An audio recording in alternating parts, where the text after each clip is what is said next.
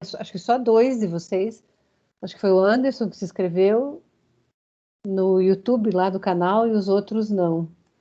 Porque daí eu já vou Eu me colocar. inscrevi. O Gabriel, né? Não, Bernardo. Não. Eu me inscrevi também. Eu vou colocar o vídeo dessa aula, eu já coloco lá no canal. Daí, se vocês perderem alguma coisa, já está lá o vídeo amanhã no canal, tá?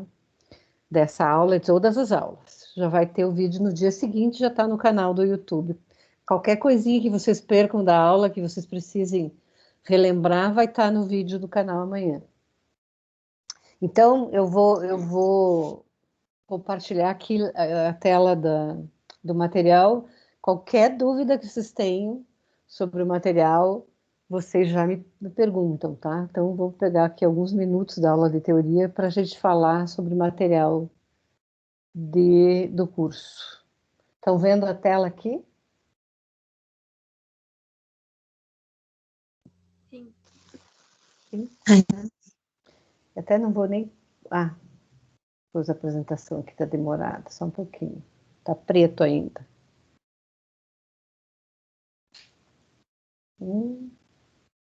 Deu um bug aqui no meu PowerPoint. Aí, pronto. Então, o primeiro material é o caderno de croquis, tá? Então, o caderno de croquis é desse tipo aqui. Para vocês não comprarem um caderno de croquis muito grandão, apesar de que comigo vocês não têm que carregar para a aula, eu pedi para os alunos do ano passado não comprarem um caderno muito grande. Ó, eu vou mostrar aqui, ó. Um bom tamanho é esse tamanho aqui. Como tá esse aqui do desenho. Caderno muito grandão, vocês podem comprar, não vão ter que carregar, porque na minha aula vocês não vão ter que ir este ano para... vocês vão estar na universidade, né, assistindo alguns de vocês. Mas para não ter que carregar um trambolho, esse tamanho é ótimo tamanho. A gente vai usar agora, no primeiro semestre, talvez no segundo, o caderno de croquis, tá? Para fazer vários tipos de croquis. E eu não quero um caderno desse tipo aqui, ó, com espiral. Por quê? Alguém faz ideia por que eu não quero caderno com espiral? É para não arrancar a folha, tá? Porque o croquis, não tem croquis errado. Vocês podem achar, ai, que horrível isso aqui que eu fiz. Não é para pagar croquis. Não tem croquis horrível, não tem croquis errado, porque croquis é um processo, tá? A gente começa mal, alguns de vocês pode ser que sejam muito bons em croquis. Tem alguém aí bom em croquis, gente? Eu não estou vendo a tela dos outros. Cadê a tela dos outros?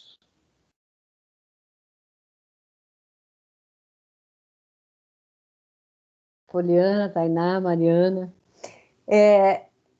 Tem gente que já sabe, já é bom de croquis. Oi, Mariana. Professora, eu estou sem câmera. Tudo bem. Então, eu vou mostrar aqui alguns croquis. Ó, esse croquis é de uma aluna da turma do ano passado. Oi, Luana. Ó, então, essa aluna, excepcionalmente, né, por acaso, ela já tinha um jeitinho para croquis. Mas meio que tínhamos, dos 25 alunos do ano passado, 3 eram mais jeitosos para croquis, os outros todos não. Então é todo um processo para aprender a fazer croquis. Eu pedi para ela mandar umas imagens para eu poder mostrar para vocês. Esse é o caderno dela, tá? Da Alice. Então, esses aqui são alguns trabalhos que a gente fez o ano passado. Então, a gente vai usar já semana que vem o caderno de croquis. Não precisa ser caro, tá? Não é nenhum Moleskine, não sei se vocês conhecem o Moleskine, que é o caderno mais caro que existe, né? De croquis, nada disso, tá? É o caderno baratinho, não precisa ser grosso, tá? Esse aqui é do Dom Bosco, que eu ganhei no ano passado de presente, até eu tinha mais de um, dei para alguns alunos. Então é esse aqui, esse é o primeiro material, tá? Caderno de croquis. Esse aqui o professor Vinícius não vai pedir, é diferente. Então, essa aqui é uma coisa só da disciplina da minha disciplina. Alguma dúvida? Aqui mais croquis da Alice, que eu pedi para ela mandar. Então, a gente vai ter coisas preto e branco, do lápis, vai ter coisas com caneta, tem coisas com colorido, vai ter coisas variadas que a gente vai fazer. Aí, bloco de papel sulfurizê ou manteiga. É o mesmo papel. É que vocês vão encontrar com nomes, ou com esse nome, ou com outro nome. Alguém já ouviu falar desse papel? Eu. Minha Quem? O irmã, Gabriel? ela... Não, Bernardo. Minha irmã Bernardo? faz bastante desenho. Isso, tá aqui. Eu rasguei um pedaço, ele estava aqui na minha. A gente vai na minha frente. Ele é um papel semi-transparente, tá? É parecido com aquele papel manteiga que usa para cozinhar, só que ele é um pouquinho mais transparente, tá? Esse a gente vai usar bastante agora no primeiro semestre. No segundo já não, porque vocês já vão estar desenhando no computador.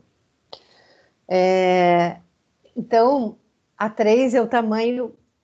O A3 é o tamanho do dobro do A4. O A4 é a folha sulfite normal que vocês usam do computador.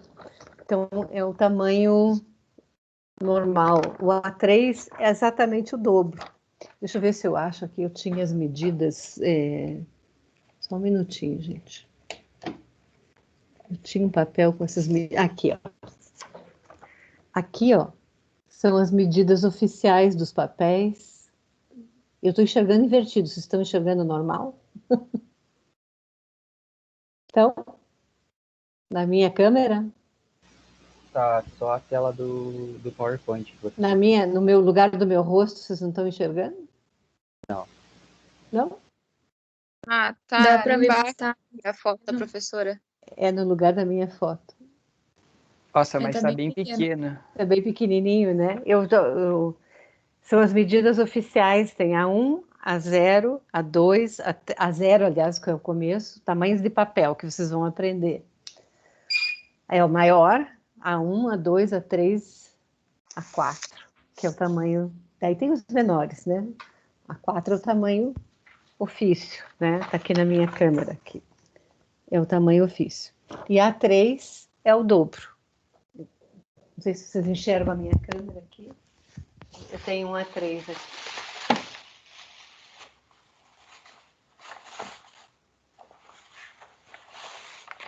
Enxerga a minha câmera?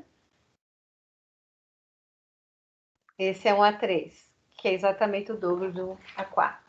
Então, esse é o sulfurizê aí.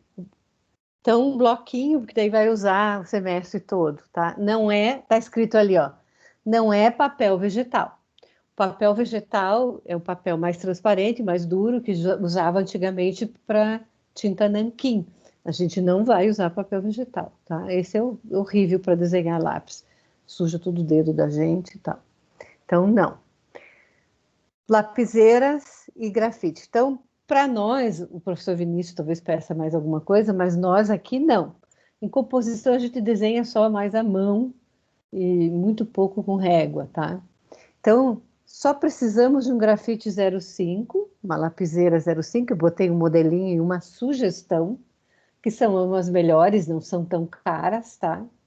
Essa aqui é a 05, da Pentel, e essa aqui é a 09, também da Pentel, o grafite e a lapiseira. Deixa eu ver se eu tenho aqui.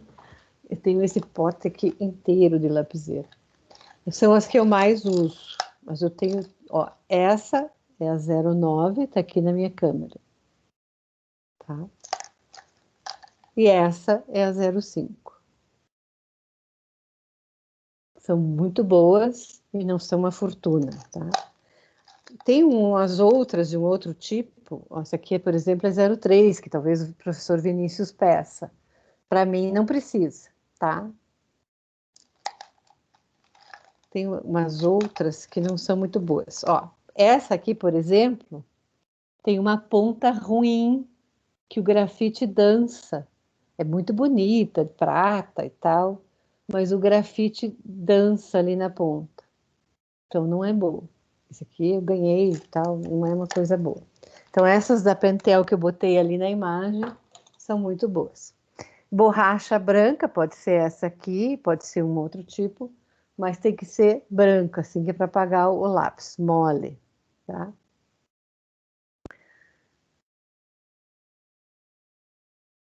A gente vai usar lápis de cor, é bom comprar um bonzinho, não precisa ser aqueles que são uma fortuna, tá?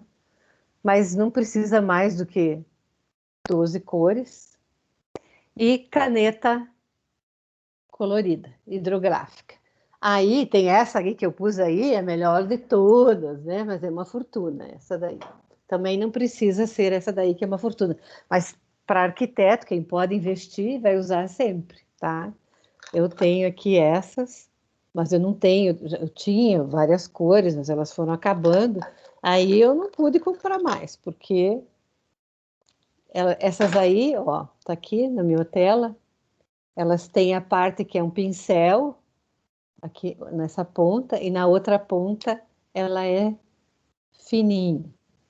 Então, ela é muito legal, é uma caneta para arquiteto mesmo, muito legal. Mas ela é muito cara, é 20 e poucos reais cada caneta. Então, esquece, não precisa ser isso aí. Pode ser uma hidrocor comum. Tem outras mais legais, assim, legais também, que não são tão caras assim, tá? Então, eu tenho um potinho à mão, quando eu quero fazer um estudinho e tal, que a gente vai fazer. Estudinhos que a gente chama análises e tal, de obras, a gente faz e a gente usa caneta colorida, tá? E vão usar aqui também agora já, logo, nessas próximas semanas. Essa régua de aço não é obrigatório, tá? É opcional. Ela é legal para a gente fazer maquetinha. A gente vai fazer bastante maquetinha. Vocês estão animados para fazer maquetinhas? Isso. Todos os trabalhos que a gente fizer vai ter maquetinha, tá? A gente costuma fazer maquetinhas de estudo, que são maquetes simples, sem muitos acabamentos. A gente chama maquetes de estudo. Quando a gente está elaborando um projetinho, a gente primeiro faz uma maquete de estudo para ver como é que está ficando o projeto. E depois tem as maquetes finais, que são mais elaboradas e mais bem acabadas. Então, a régua de aço, ela não precisa ter medida, mas ela só serve para a gente cortar o material de maquete. Porque dá para cortar com a régua de plástico também. Eu não tenho uma régua de aço, tá? Eu tenho uma régua de plástico. É que às vezes, quando a gente vai passar o estilete para cortar o material, a gente corta a régua de plástico junto. Às vezes acontecem uns acidentes, tá? Mas não precisa. Se achar que tá caro, pode ficar com a régua de plástico também, tá? Tem que ser grandinha, assim, às vezes, porque às vezes a coisa que a gente vai cortar é maior, tá? É uma régua de 50 centímetros, tá? Tanto a de aço quanto a de plástico. O conjunto de esquadros, ele é sem chanfro, porque aqueles esquadros que vocês tinham no segundo grau ou no primeiro grau, ele tinha um chanfrinho e tinha medidinha neles, tá? Aqui não. O esquadro não tem medida nenhuma, ó. Sem graduação, quer dizer, não tem medida e sem chanfro. Ele é lisinho assim, ó. E desse tamanho aqui tá bom, 32 centímetros. Maior não, porque daí fica um trambolho, não dá para carregar, tá? Então, é um conjunto, chama, conjunto de esquadros, porque eles têm ângulos diferentes.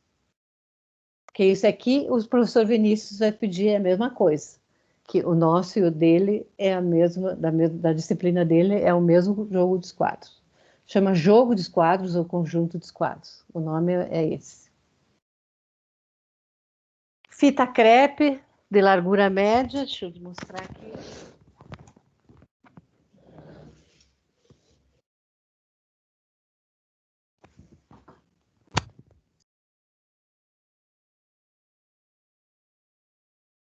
Para fazer maquetes de estudo, que a gente gruda assim, mais fácil, né?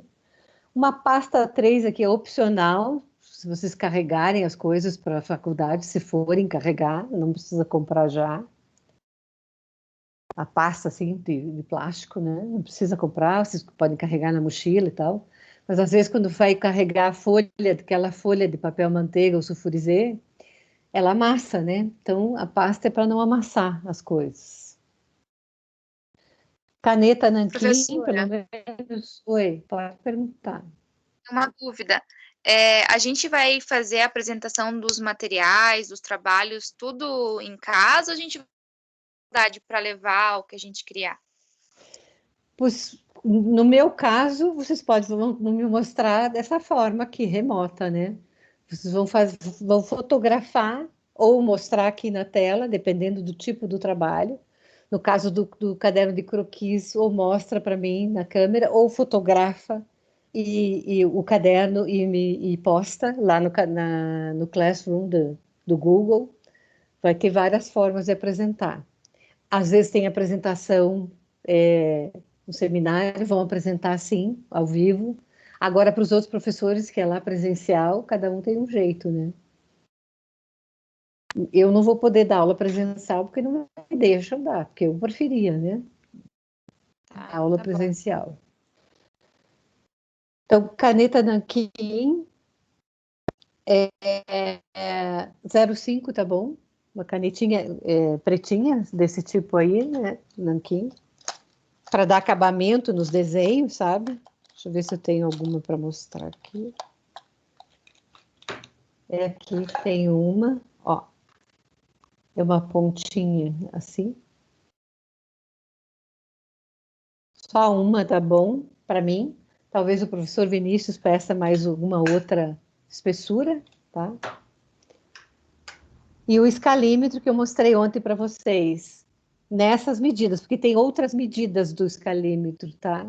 Mas para nós só essa que interessa, aqui, ó, um para 20, um para 25, um para 50, para 75, para 100. É um escalímetro só, mas ele vem com essas medidas aqui.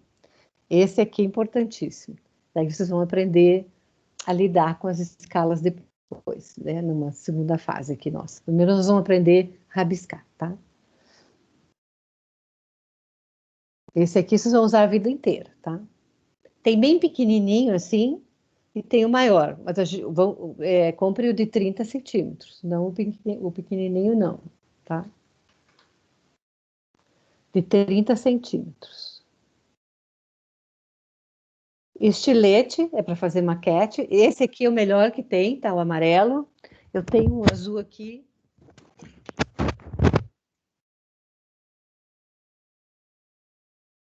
Mas não é muito bom. Professora, Oi. eu trabalho numa empresa de comunicação visual.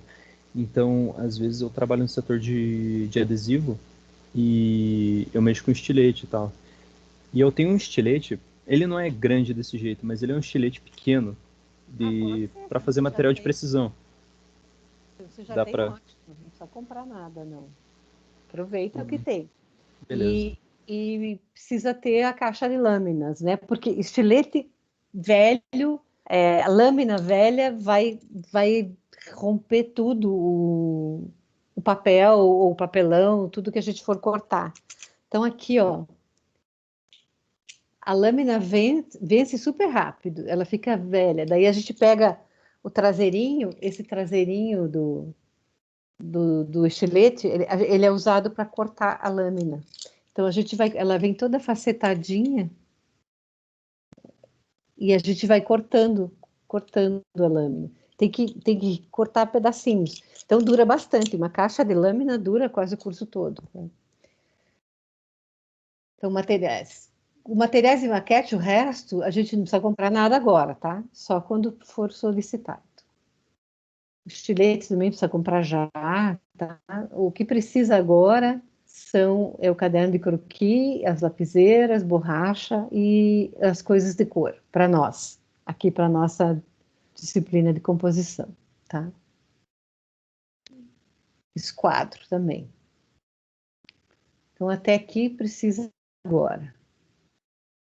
Caderno de croquis, lapiseiras, borracha, lápis de cor, canetas coloridas e esquadros. Isso que precisa mais rapidinho para nós.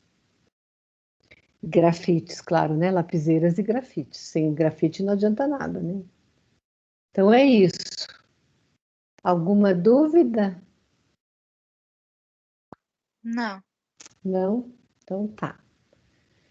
Então eu vou passar aqui que a gente interrompeu ontem, que era para vocês a matriz, né? Que eu comecei a falar, daí eu tinha esquecido aonde que eu tinha interrompido. Eu comecei a falar lá da turma da minha filha que elas eram em 11 amigas, né, o G11, que elas tinham um apelido, essas 11 amigas, e todas elas entraram no curso gostando mais de desenho de interiores, todas elas, a G11, todas as 11. E todas elas saíram, nenhuma das 11 saíram gostando de desenho de interiores. Hoje elas têm, hoje foi aniversário da minha filha Mariana, né, tá aí a Mariana, a chará da minha filha.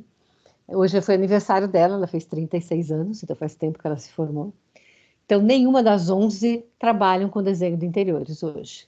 Todas elas, das 11, 10, uma faleceu, infelizmente, de câncer. Então, das 11, 9 trabalham com arquitetura mesmo. Uma delas trabalha com design, marcas e coisas assim. Nenhuma com desenho de interiores.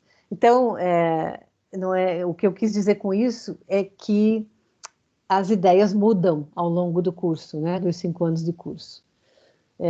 Muitas delas trabalham com incorporadoras, outras têm escritório próprio, então muda bastante, os gostos vão mudando, os interesses vão mudando. Então, por isso que eu queria mostrar para vocês o que que tem, o que que vai ter lá na frente, né? E aí, pelo que vocês possam vir a se interessar. Então, a minha disciplina, que não sou eu que vou estar com vocês o curso inteiro, claro, né? Vocês vão ter outros professores diferentes nessa disciplina de projeto. Quer dizer, agora ela tem o nome de composição formal, que é agora, essa disciplina de amanhã, né? Depois ela vai ser composição formal aplicada, ou seja, vão estar fazendo projetos mais elaborados. E depois ela passa a ter o nome de projeto. Então, projeto 1, que a gente vai estar fazendo alguma coisa na área comercial. Projeto 2, a gente vai estar fazendo alguma coisa na área residencial. Eu posso me atrapalhar, né? Posso estar esquecendo.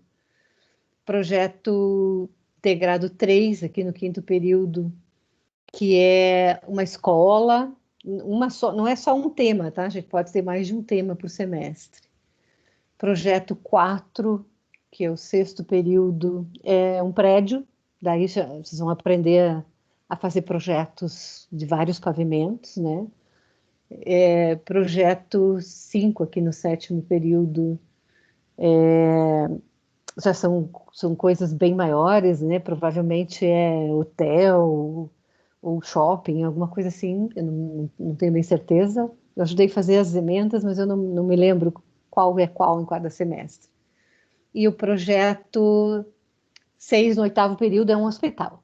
Vocês vão aprender a projetar um hospital, ou seja, então arquitetos podem fazer bastante coisa, né? Daí no 9º período vocês é um semestre fazendo a pesquisa, daí é um trabalho escrito, né?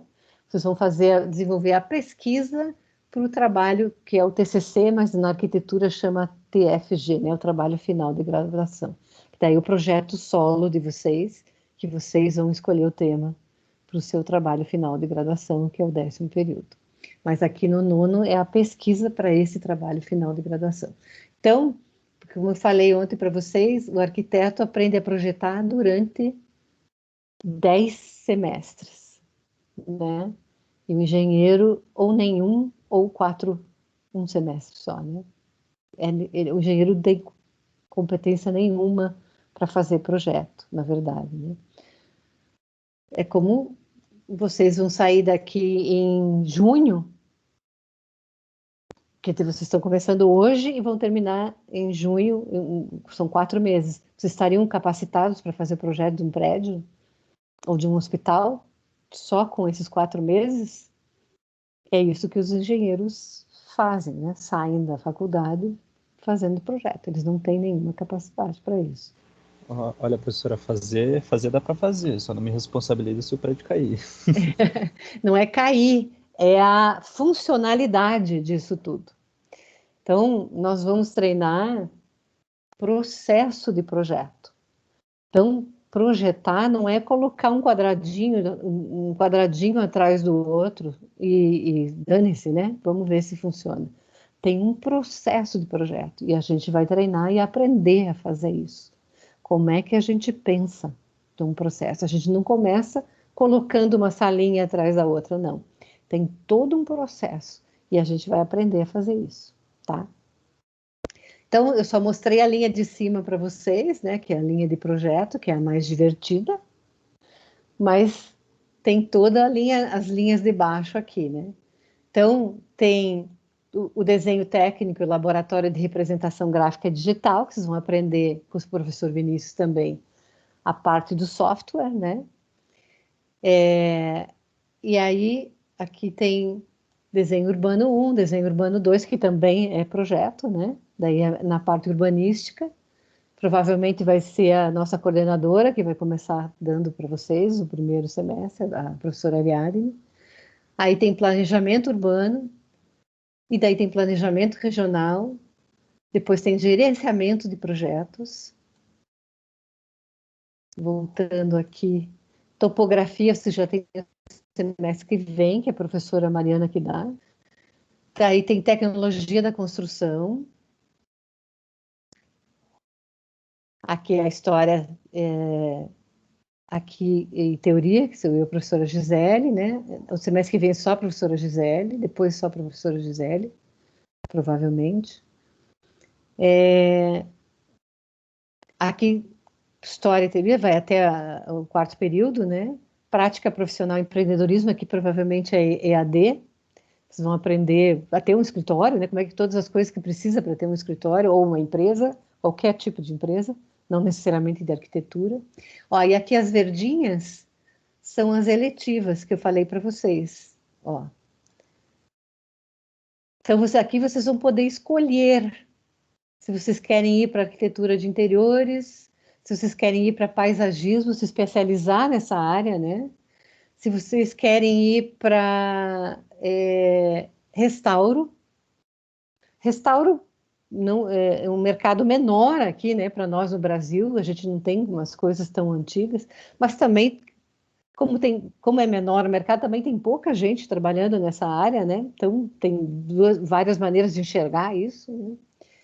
Aqui, BIM, modelagem da informação e construção, isso aqui é muito interessante, né, porque hoje tudo é BIM, agora já tem um decreto federal que é obrigatório fazer os projetos. BIM quer dizer Building Information Modeling, quer dizer que é toda a informação através da tridimensional, quer dizer, está tudo entrelaçado, não é só o projeto tridimensional, está entrelaçado todas as informações também relacionadas ao projeto. Então, hoje, a partir de agora, de 2021, já é obrigatório. Por isso que o Dom Bosco já se adiantou e vocês já estão tendo isso já no primeiro ano, que outras universidades não têm. Então, aqui já tem orçamento, gerenciamento de negócio, conforto ambiental, vão aprender a calcular coisas, né, de acústica, iluminação, térmico, isso chama conforto ambiental. Instalações e equipamentos, né? Tem a parte hidráulica, a parte elétrica, sistemas estruturais construtivos, aqui já vão aprender, a turma anterior já está aprendendo, vão aprender alguma coisa sobre cálculo de concreto, de madeira, de aço, aqui, né, instalações, aqui sistemas 1, sistemas 2, né? E é isso aí. Aqui essas partes cor-de-rosinha são todas EAD, né? Cultura e sociedade, pesquisa científica, são as coisas obrigatórias. E o estágio obrigatório supervisionado, que tem que fazer. Tem que fazer, porque é onde a gente aprende bastante também. E é isso. Alguma dúvida aqui da matriz? A partir de qual período, professora, que é obrigatório o estágio? O estágio obrigatório, vocês podem fazer estágio o tempo todo, podem fazer e devem, né? À medida do possível. Mas obrigatório é no 7º período. Aqui, ó.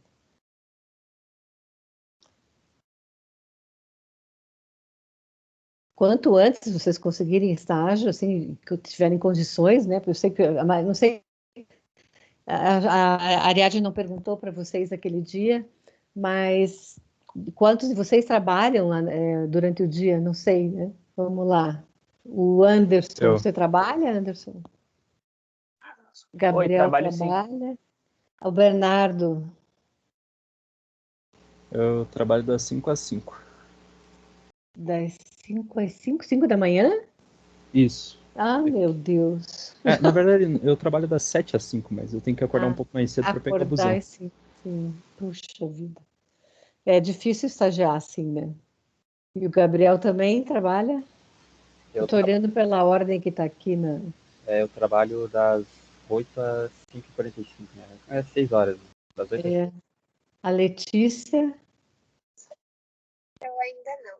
ainda não. Então tá privilegiada, Letícia. A Leandra, Trabalho também das 8 às 6. complica. Luana, Atualmente não, mas tô procurando.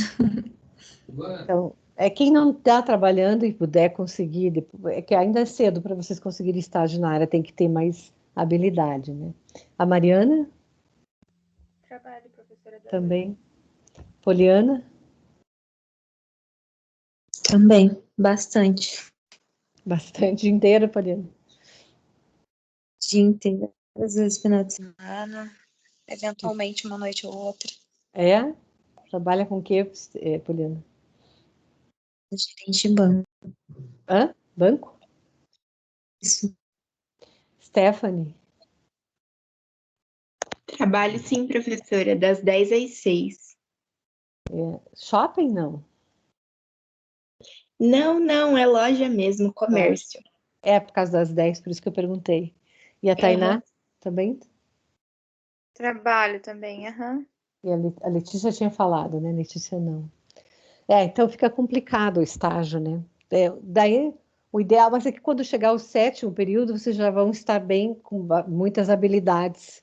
Então, às vezes, dá para trocar de trabalho, né? Não sei quanto se for vantagem, né?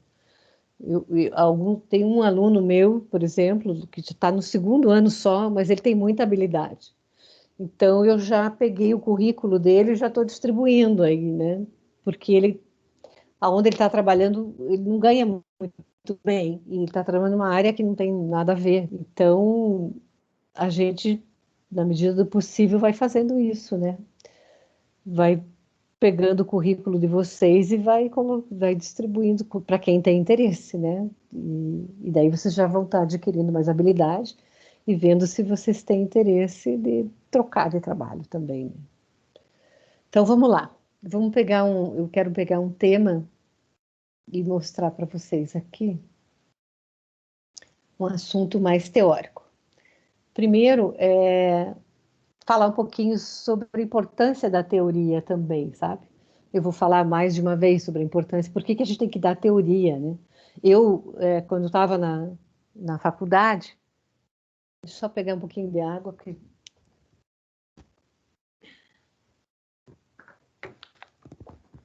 eu também estudava na Federal, morava num bairro bem longe e pegava o ônibus bem cedo, e o professor de teoria, ele falava numa voz assim de Discovery Channel, e a aula dele era às 7 da manhã, e eu sentava bem na frente e eu não conseguia ficar acordada. A voz dele era no mesmo tom, assim, linear, e eu quase morria de sono. E eu não conseguia entender para que servia a teoria da arquitetura. E hoje em dia, por ironia do destino, um dos meus maiores clientes, ele fez o projeto daquele edifício e ele ficou muito bravo porque eu peguei o cliente dele. Eu não me apresentei para vocês, né? Esqueci, não deu tempo, né, gente? Antes de falar da teoria, né? Deixa eu falar só um pouquinho de mim, da minha história aí. Bom, Beatriz, você já sabe que é meu nome, né? Eu tenho... Deixa eu mostrar, antes de mostrar a aula para vocês aqui, deixa eu entrar no... Eu tenho um site aqui, para quem estiver interessado, ela já entrou lá no site. Eu tenho mais de 30 anos Tá aqui, esse é o meu site, se alguém quiser lá xeretar uma hora. Então, tem alguma coisa só da minha vida profissional, porque eu tenho mais de 30 anos de vida profissional, eu sempre tive escritório de arquitetura, tá? Eu nunca, como a professora, ao contrário da professora Ariadne, ela foi 32 anos trabalhando no IPUC, eu tenho mais de 30 anos como um escritório de arquitetura, e é especializado em arquitetura, tá aqui, corporativa e industrial. Eu não faço casas e decoração. Não, a minha área é corporativa, faço empresas corporativas e industrial. Também não faço loja de shopping, essas coisas também não. Então, aqui tem alguns projetos e tal, então é mais área industrial. Tem casa, mas muito pouquinho, tá? Esse ano, por coincidência, eu fiz uma casa e então é mais essa área, assim, fábrica, multinacional, é mais essa coisa que eu faço. Então tá aí. Então, a hora que vocês quiserem, vocês dão uma olhadinha lá nas coisas que eu fiz. Então, como arquiteta, é isso que eu fiz a minha vida inteira. Então, eu demorei muito para ser professora, para decidir ser professora. Eu achava que eu não tinha muita coisa para ensinar. Eu precisava ter muita estrada para poder ensinar alguma coisa. A gente que é do mercado, a gente achava assim, quem sabe faz, quem não sabe ensina. A gente, a gente falava isso. Por isso que meu nome profissional do mercado é outro. Estão vendo aqui, ó, Beatriz Bechara. E aqui, como professora, eu sou Beatriz Silva Correia. Eu tenho nomes diferentes. E eu não conto para os meus clientes que eu sou professora, porque as pessoas do mercado acham que professor não sabe nada. Desculpe falar isso, mas é assim que as pessoas acham. Ah, professor só fica lá ensinando e nunca fez nada na vida. Então, é assim que o mercado acha. Então, essa é a minha vida profissional. Eu tenho um outro nome, porque, na verdade, eu tinha esse nome aqui antes de me divorciar. Então, a minha vida inteira no mercado de trabalho, eu era conhecida como Beatriz Bechara. Ninguém sabe quem é Beatriz Correia, né? Mas agora o meu nome legalmente é Beatriz Silva Correia. Então, é isso. Daí, quando eu resolvi ser professora, eu fui fazer um mestrado lá na Espanha. Eu não tinha resolvido ser professora, eu fui lá porque eu queria viajar, então eu fiquei lá. Eu fui estudar a história da arte, da arquitetura, lá em Barcelona. E daí, depois não era válido o meu mestrado aqui no Brasil, e dava tanto trabalho para legalizar o meu mestrado no Brasil, eu resolvi fazer outro mestrado. E daí, depois eu resolvi fazer um doutorado. Então, eu tenho 2 mestrados, um doutorado. E daí eu resolvi ser professora. Só então que eu resolvi ser professora. Então, eu tenho só 5 anos, agora 6 anos que eu sou professora. Mas eu tenho 35 de arquitetura. Por isso que eles não me deixam aí dar aula presencial para vocês, porque eu não sou muito novinha, tá? Então é isso. Aí, voltando à teoria agora. Tomar uma água. Então, eu achava, naquela época que eu tinha a idade de vocês, que teoria não servia para muita coisa. Mas, tem até uma entrevista, quando eu estava lá na Espanha, eu tive um professor muito famoso, lá em Barcelona, que é o maior autor vivo de arquitetura. Então, ele já escreveu, já publicou mais de 40 livros, esse está vivo ainda. E aí, quando eu voltei para lá mais tarde, eu fiz uma entrevista com ele. Ele é professor de teoria da arquitetura. E e perguntei para ele por que era importante, para mostrar para os meus alunos lá da PUC, por que era importante a gente estudar a teoria da arquitetura. E aí essa entrevista está lá no meu canal, se um dia vocês quiserem ver, está lá.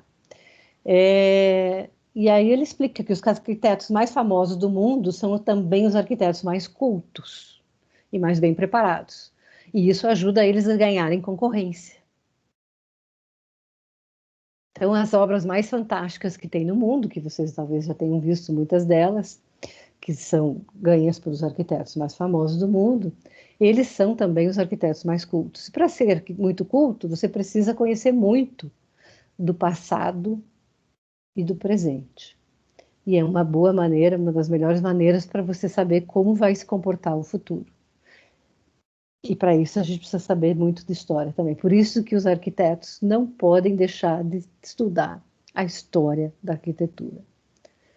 Então, eu vou comentar alguma coisa aqui com vocês, que eu gostaria que vocês prestassem atenção, tá? Eu quero que vocês me digam se tem som.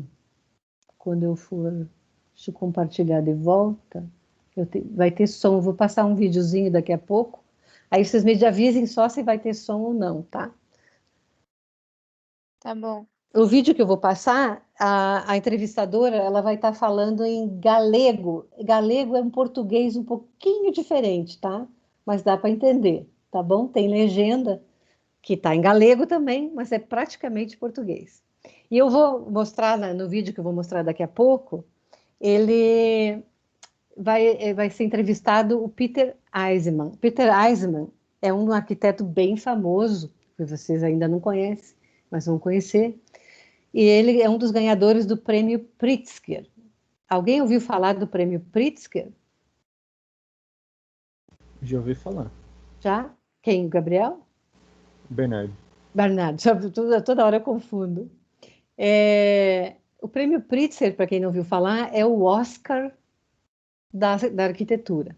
Então, todo ano, um arquiteto ganha o prêmio Pritzker. Tem uma comissão lá que elege o ganhador do prêmio Pritzker. Então, todo ano tem um ganhador. Então, o Peter Eisenman é um dos ganhadores do prêmio Pritzker. Então, depois que vocês tiverem um tempinho, vocês digitam lá prêmio Pritzker e vocês veem toda a lista de ganhadores do prêmio Pritzker, tá?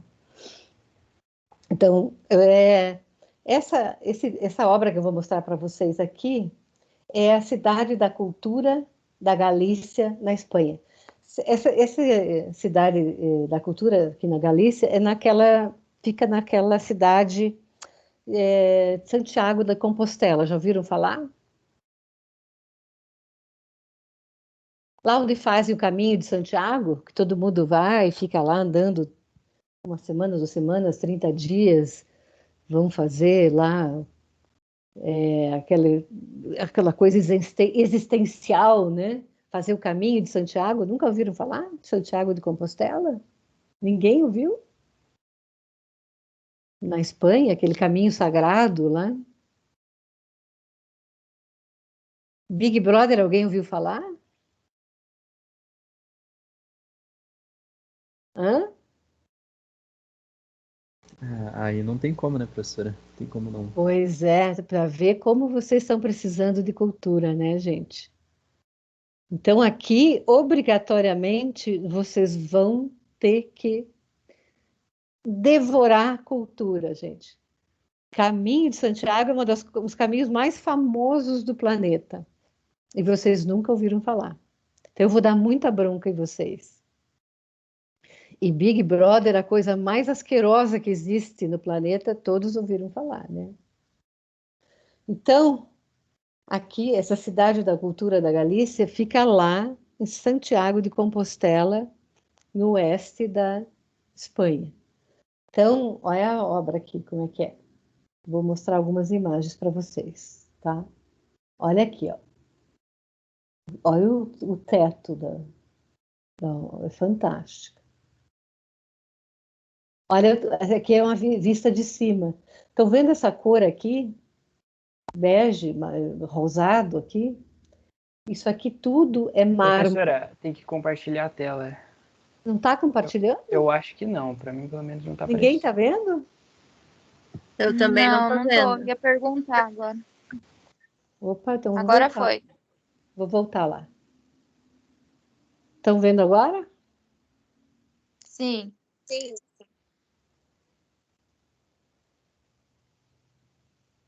É que eu fui pôr o volume, é muito chato esse negócio aqui.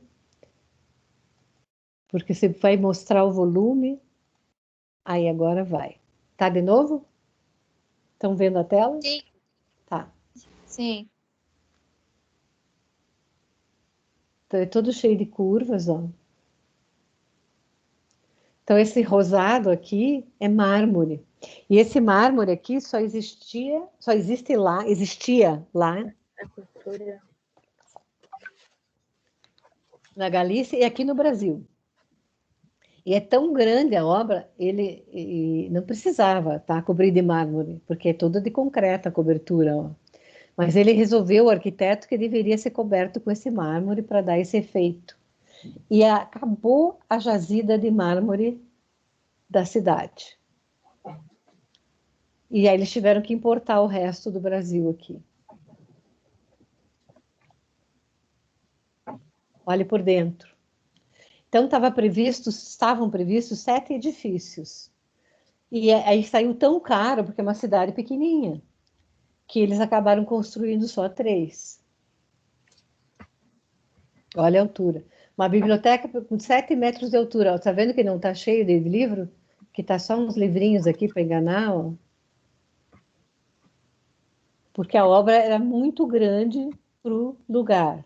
Então, eu estou dizendo, só dando umas dicas para vocês.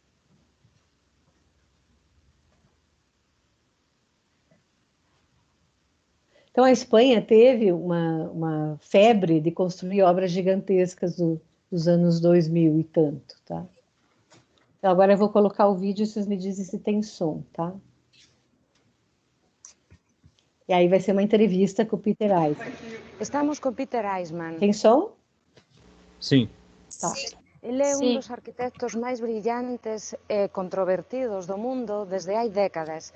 O seu proxecto para a Cidade da Cultura é xa unha realidade en marcha. Queremos aproveitar esta ocasión para coñecelo un pouco máis.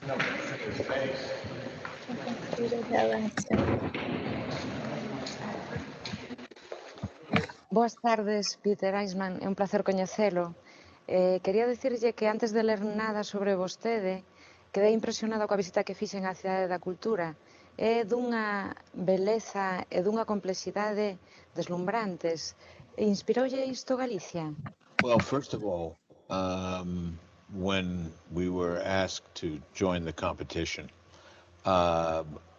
we realized that we wanted to make a place that was both from the history of this place, Galicia, and looking to the future. And so therefore the complexity that we have has to do with the past and the present and the future together. So for example, these buildings are all on the same caminos as the medieval pilgrimage routes. The material, the first time I've ever built in stone, is all from... Opa, perdão. Ele está Estamos con Peter dizendo pouco máis. que ele estudou a região lá, né? Os Nada materiais. sobre vostede. Quedei impresionado coa visita que fixen á Cidade da Cultura. É dunha beleza e dunha complexidade deslumbrante. Só vou passar ali. when Ele foi convidado para o concurso e ele estudou a história da região, né? Os materiais que tinham na região. we were asked to join the competition, we realized that we wanted to make a place that was both from the history of this place, Galicia, and looking to the future. And so therefore the complexity that we have has to do with the past and the present and the future together. So for example, these buildings are all on the same caminos as medieval pilgrimage routes. The material, the first time Caminho I've dos ever built in Peregrinos. stone, is all from Galicia. But the complexity inside has to do with the fact that these buildings are both public buildings that have to have a lot of people, maybe 1,000 people, but also need to be the scale for the individual person so that someone doesn't feel overwhelmed by the space. And therefore, there's a lot of very small scale detail and a lot of large space. So, and this makes for a kind of complexity. The second thing also is that there's a relationship from building to building because you just can't put a building here and a building there. There's some kind of I would call it like a jazz band. The five jazz musicians, they what they call riff on each other. So there is that other kind of complexity of the interaction between the buildings. Que foi o primeiro que pensou cando puxo os pés no Monte Gaiás? To try and not disturb the hillside. What I wanted to make sure that from the town, and I believe this works when you drive up here, that the hill seems intact, that the buildings come out of the hillside. And so the whole notion was not to make buildings, but to make buildings from the, as if they were prehistoric, that they came out of the ground. And I think that it was the first thing that we wanted to do to keep Monte Gaiás, as people say, a montaña mágico. And that was really important for us. Cree que os edificios teñen esa capacidade de transformar os individuos, as súas mentalidades e a sociedade en xeral? I think architecture is political, number one. So we can understand that. When the Berlin Wall was built, walls are very, very, very political. When you make a wall and divide a city in half, it has an enormous effect. Like in Belfast. Aqui ele está dizendo, ela perguntou se ele acredita que a arquitetura é capaz de transformar a sociedade. E ele está dizendo que a arquitetura é política, né? Como o Muro de Berlim, que eu vou perguntar para vocês se vocês já ouviram falar, né? Ele está dizendo como o muro lá na Irlanda, que divide a capital Belfast do resto da Irlanda. Ireland, between Catholics and Protestants, they built walls to separate them. Now in Jerusalem, they're building a wall between Arabs and Jews. These are really, they are very important things. So walls can do these kinds of things. I think buildings can do the same. They can be oppressive. They can be containing. I mean, I think that Heinrich Heine, the German poet, said you can kill a person. Você pode matar uma pessoa tanto com palavras quanto com uma machadada. As much with words as with an axe. Peter, parece vostede unha persoa invulnerable en certo sentido á polémica. Que relación ten a súa arquitectura coa fe? Let me say this. We all want to be loved, right? All of us who are creative people. We create because we need love. So we want people to like what we do. So I'm not invulnerable. I have a sense of humor which protects me, because I really love.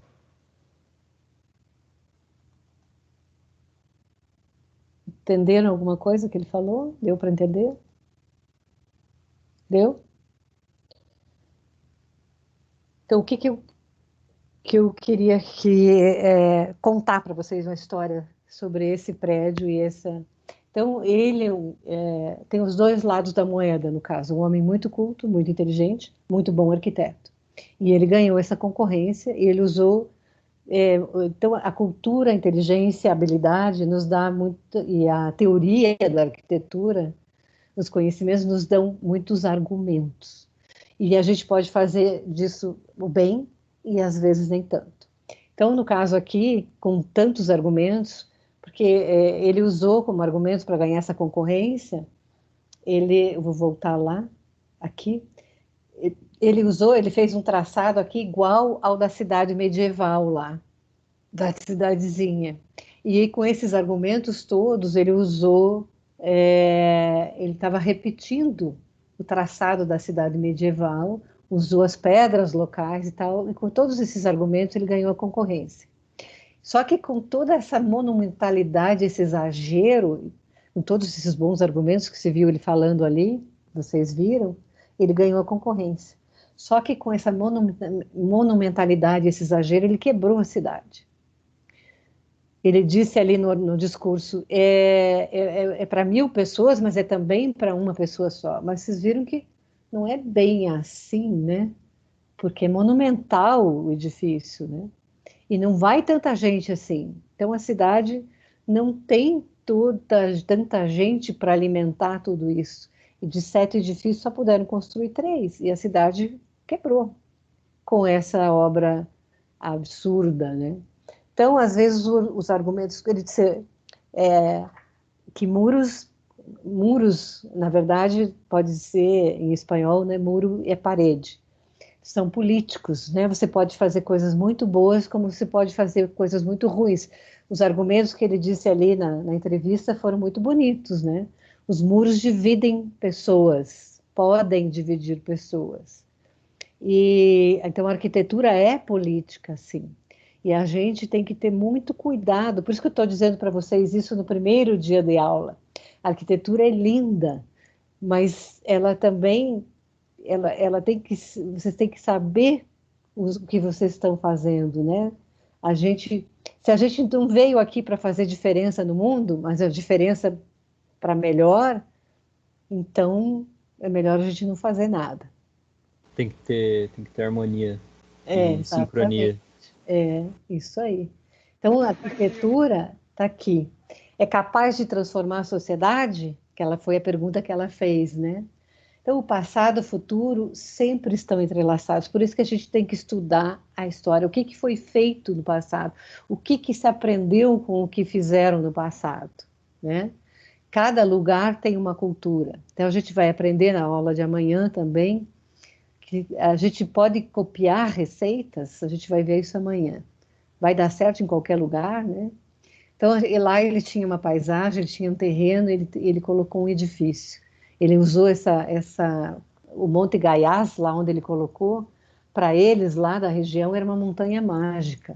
Mas ele meio que profanou aquela montanha mágica, colocando uma coisa que foi além da escala que era possível, né? Então, materiais, né? Como é que a gente usa os materiais? Tem um diálogo entre os edifícios, entre a cultura, entre a economia, entre a política. Tem toda uma porção de coisa que é a nossa obrigação como arquitetos pensar. E nós vamos aprender a fazer isso, né? Então, a arquitetura é política. Então, arquitetura são muros e muros são políticos. Então, a gente vai ver um pouquinho disso, que eu tenho certeza. Alguém já ouviu falar do Muro de Berlim, que ele comentou lá? Sim. Então, o Muro de Berlim era chamado de Cortina de Ferro. Esse nome foi dado por Winston Churchill, que foi o primeiro-ministro da Inglaterra durante a Segunda Guerra Mundial. Por que era chamado de Cortina de Ferro? Todos os países comunistas eram chamados, na verdade, depois o apelido de Cortina de Ferro, porque a gente não tinha como saber o que acontecia lá. Então, os apaixonados por Che Guevara e Fidel Castro, essas coisas assim, achava lindo aquilo tudo, porque não tinha a menor ideia de como terrível era a vida de quem vivia atrás da cortina de ferro, porque não tinha a menor ideia de quanto horrível era como viver numa prisão. Mas ninguém sabia, porque nunca ninguém tinha atravessado a cortina de ferro e nem faziam a menor ideia do quanto terrível era viver lá. Então, por isso que se chamava cortina de ferro. Então, quando você constrói um muro que divide uma cidade, um país, você causa um grande impacto, né? Então, muros, paredes, edifícios podem fazer esse tipo de coisa. Podem ser opressivos, impactantes, aprisionantes, podem ser outra coisa também, né? Então, aqui é a frase que ele disse lá, né? Você pode matar uma pessoa com palavras, como uma cunha de Machado, não só com palavras, né? Então está aqui o Muro de Berlim no dia em que ele foi derrubado, né? Eu estava viva, vocês talvez não, provavelmente não tinham nascido ainda. E para mim foi muito emocionante, eu chorei nesse dia. Por famílias tinham sido separadas, né? Oi? Eu conheço uma amiga que ela tem um pedaço do Muro de Berlim. Tem? Quer dizer, É? os amigos dela. Não, os amigos não. Trouxeram. Os avós dela têm um pedaço do Muro de Berlim. Eles são alemães? Não. Sim, São? são. E eles estavam do lado oriental, será? Ou do lado ocidental? Ocidental, provavelmente. É. Eu acho que é ocidental. Porque as famílias tinham sido separadas sem, né? E nunca mais puderam se ver, né? E eles deram para os que estavam do lado oriental, que era o lado comunista, eles deram dinheiro para eles poderem passear do lado ocidental e comprarem coisas. E aí, quando eles começaram a ver o quanto tinha se desenvolvido o lado ocidental, porque o lado oriental ficou exatamente parado no tempo, né, do jeito que estava, quando foi construído o muro. Não desenvolveu absolutamente nada. E quando eles puderam ver o lado ocidental, eles ficaram com o dinheiro na mão e não gastaram absolutamente nada. Eles estavam embasbacados de ver as coisas que existiam lá no lado ocidental. Absolutamente impressionados. Eu tive a oportunidade de ir para Cuba, porque em Cuba não tem um muro físico, né? O muro é o mar, que vocês sabem que as pessoas arriscam a vida, e muitos e muitos e muitos morreram nas balsas, né? Tentando ir para os Estados Unidos. O muro é o mar, não precisou se construir um muro físico. E eu tive a oportunidade de ir em 2005 para lá, e eu também chorei muito, né, quando estive lá. Chorei com eles, com os cubanos, porque são mais de 60 anos dentro de uma prisão. E tem gente que nasceu dentro da prisão. Então, foi horrível. Foi uma tristeza enorme. Pessoas maravilhosas, né? Então, aqui é um dos muros. Essa é uma muralha diferente, uma muralha que foi construída pelo imperador Adriano, né, imperador romano. É uma das grandes obras de arquitetura, está lá até hoje, ainda tem pedaços da muralha. Foi construída para defender das invasões bárbaras, né? Esse é um muro em Tijuana, no México, que conheço também. Morei 3 anos entre o México e o Brasil, fiquei 3 anos indo e vindo, né? Então, esse eu conheço, morei em Tijuana, então esse eu conheço bem. E era muito triste também, eu via as pessoas que ficavam agachadinhas aqui, esperando uma oportunidade de atravessar para os Estados Unidos, aquela coisa da fantasia, desejo de em busca de uma vida melhor. Então é muito triste também isso, né? E aqui são os caixões, né, dos que morreram tentando. Essa aqui, o Muro de Gaza, esse é muito triste, o que eles pintam, né? Imaginando como é do outro lado. Tem muitas pinturas aqui no Muro de Gaza, na Cisjordânia, né? Que é separando judeus e palestinos, né? Essa aqui é o Peace Lines, que é em Belfast, na Irlanda, né? São os separatistas, né? Que a Irlanda pertence ao Reino Unido, né? A Inglaterra. E essa Belfast não, né? Não aceitam o domínio inglês. Essa só cresce. Essa é uma muralha que só aumenta. E tinham os terroristas, né? O IRA, né? Que vocês já devem ter ouvido falar, não sei se já ouviram falar, que são os terroristas que tentam a separação da Inglaterra, separar a Irlanda. Na Espanha tinha os terroristas do ETA, que tentam separar o País Basco da Espanha, e assim vai. Então, arquitetos e políticos são construtores de muros, né? Muros diferentes, né? Então, muros podem ser políticos. Então, aqui alguns lembretes, né? Em 1989, quando caiu o Muro de Berlim, foi o símbolo esse foi o símbolo da Guerra Fria. Na fronteira da Índia com Bangladesh, tem uma barreira de arame farpado de 4.000 quilômetros. Na Irlanda do Norte, esse que eu mostrei agora há pouco, né, Belfast, tem diversos muros chamados peace lines, né, linhas de paz. Né, linhas de paz. Cerca de 1.000 quilômetros já são cobertos de fronteira nos Estados Unidos com o México, né, aquele que eu mostrei lá, né, El Paso, cidade de Juárez, e também entre San Diego e Tijuana. O muro da Cisjordânia, que eu mostrei para vocês lá, né. Então, os muros também podem ser metafóricos, que além do controle da fronteira, representa a divisão de ideias, né, uma divisão simbólica. É o caso da barreira que divide as fronteiras da Coreia do Sul e a Coreia do Norte, que, né, a Coreia do Norte é a mais violenta, é o mais violento país comunista que tem, né? É mais doido, aquele cara é completamente doido. Além de ser uma barreira física, o muro divide ideologicamente os países, né? O norte comunista e o sul capitalista, né? Então, aqui, né, o muro de Berlim tinha toda essa distância aqui. Aqui, imagens de Cuba, é isso aí mesmo, gente, é assim. Havana era uma cidade simplesmente lindíssima, Havana, capital de Cuba, nos anos 50. Então, a arquitetura, isso aqui, fantástico, moderníssimo, né? A arquitetura pode fazer isso, mas é uma prisão. E a arquitetura pode fazer isso. Então, aqui são as coisas últimas, né, que estão se fazendo ultimamente. Então, esse aqui, por exemplo, um arquiteto chinês cria essa cidade esponja para acabar com as enchentes. São as coisas mais modernas que estão sendo feitas agora, por exemplo, isso aqui em urbanismo. Também aqui a cidade floresta, a China está super moderna nessas coisas. Então, uma cidade 100% sustentável na China. Aqui um projeto de flats sustentáveis em Kochi, na Índia. Aqui o edifício aqui não é tão novo, o edifício Asian Crossroads over the Sea.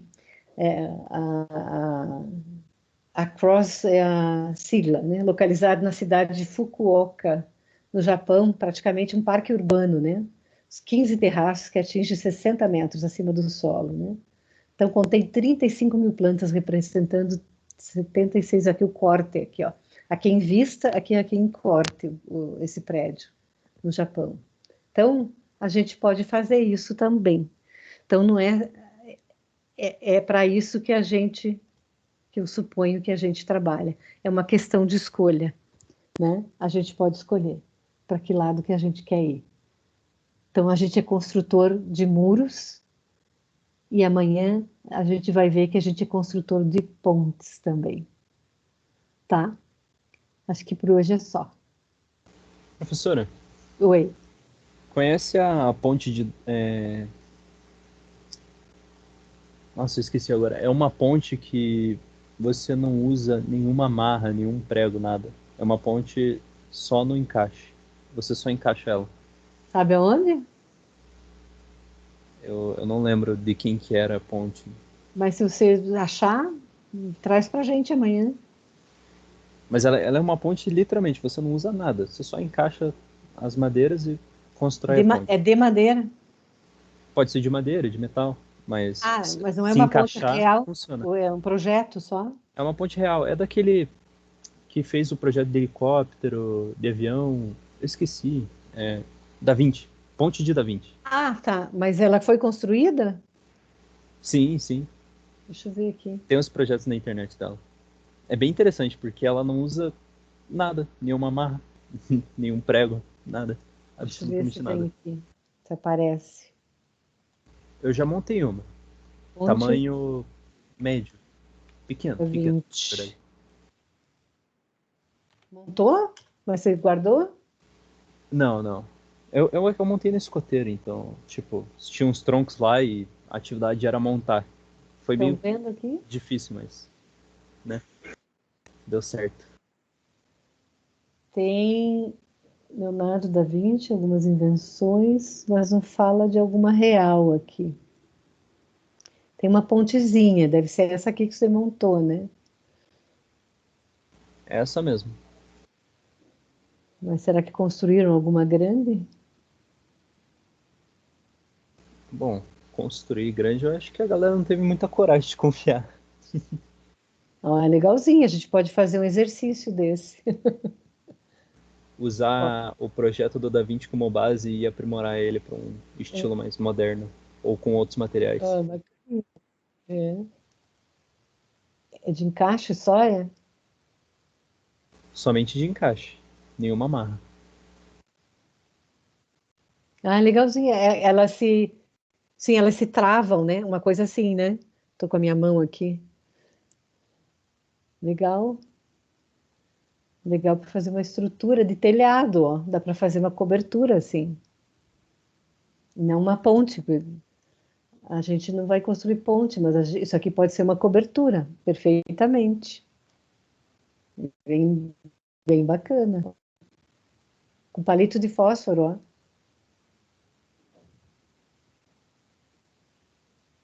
Bem bacana. Aqui, ó. Será que é a mesma? O carro aqui. Deve ser. É que essa daí, eles estão usando uma madeira mais... A ponte Estão usando autoportante tábua. de Leonardo da Vinci. Aqui, ó. Ó.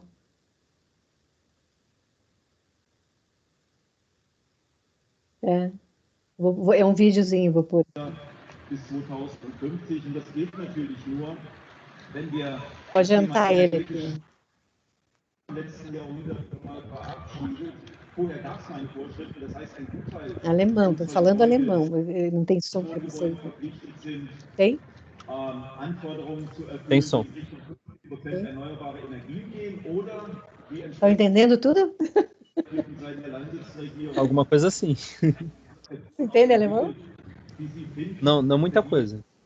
Coisa Opa, então básica, temos um. só algumas Você me palavras. corrija quando eu falar errado. Alemão eu não falo. Also nachhaltigesbauern-baden-württemberg.de, wo Sie sehen, was sind so die Eckpunkte dessen, was wir da wollen in Baden-Württemberg und was wir voranbringen wollen. Vieles davon werden Sie kennen.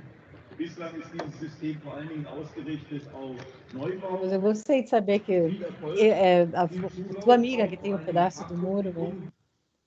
De Berlim. Isso. Leitet dieser Bildungseinrichtung vom Ausbildungszentrum und vom Kompetenzzentrum. Hier haben wir Montaram de wissen Sie jeito wahrscheinlich hoje. auch, aber Da Vinci ist ja O kein vídeo tem eigentlicher 22. Nachname als Name, sondern er kam aus dem Ort Vinci, wissen wir alle. Also wunderbar.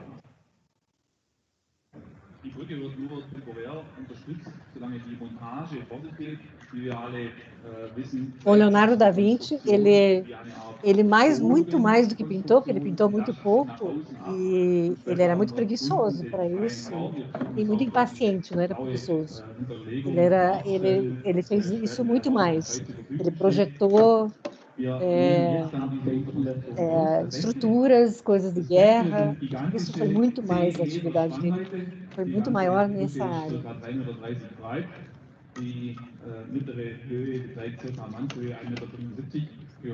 Ele entregava muito pouco as encomendas. 1,71 Meter am Morgen. Die Konstruktion ist jetzt eigentlich schon fertig. Das heißt, wir könnten uns jetzt da draufstellen und weiter diskutieren. Mais adiantado. Ja, der Ausbilder im Ausbildungszentrum. Gefallen, wir sind einfach mal hier an Bord und es wird mit Sicherheit nichts passieren und er hat noch Familie, sagt er mir. Ich bedanke mich, dass so viele Zimmerer heute auf erhobenen Hauptes, 4 Zentimeter werden dazwischen. Weißmann wird nachher drüber fahren und nur so nebenbei, Sie werden es gleich sehen, wenn er dann am Anfang auf die Rampe fährt und wenn es dann an der Acho que eles estão pregando só a régua mesmo. Para o carro passar. Para o carro passar. Aber er wird wirklich nicht nach vorne sehen können. Es wird also richtig spannend.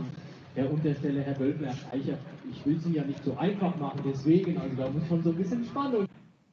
Lernt ist ja auch dabei. Markus, die hat auch einen Namen. Die Ida. Die Ida, wo ist die Ida? Da kommt sie. Beifall für die Ida und für die Jungs da oben.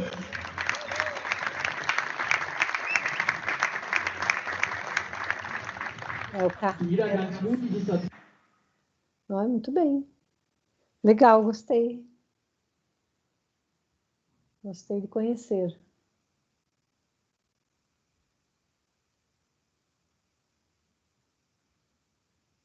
Muito bem. Então, nos vemos amanhã de volta. Vocês decidiram quem que vai ser o representante?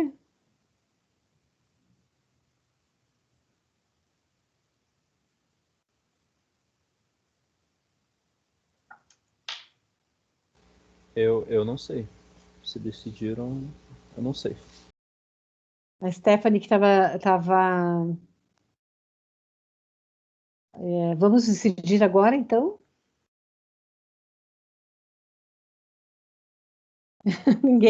Ninguém se candidata? É só o representante, na verdade, gente, é só para a gente poder mandar mandar o link para vocês poderem compartilhar, agora principalmente para isso. Não tem muito mais coisa do que fazer o representante. A gente manda o link da aula para vocês e vocês compartilham com todos.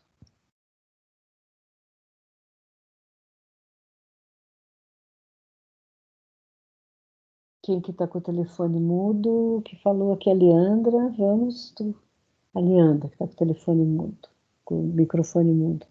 Quem que se candidata, gente? Vocês querem que sorteie?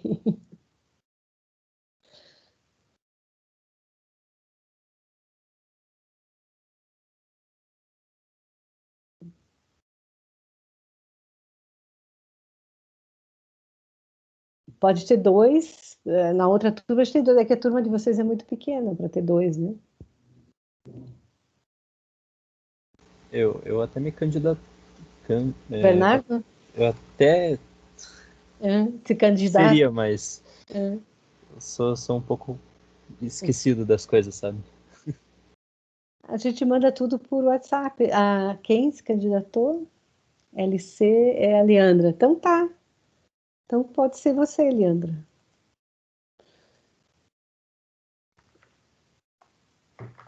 Então eu posso passar essa informação para os professores?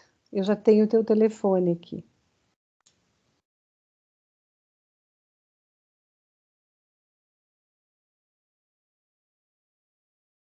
Então tá bom.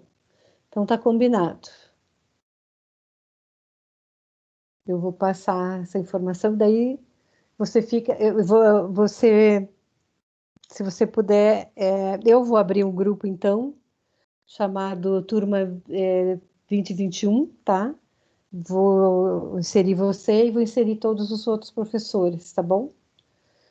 E aí a gente passa os links para você. Combinado? Combinado, vou escrever aqui. Então tá bom. Feito. Então, boa noite para vocês. Até amanhã. Boa noite, professor. Aí, se vocês puderem providenciar o mais rápido que vocês conseguirem, pelo menos as lapiseiras, caderno de croquis e alguma coisa colorida, lápis de cor.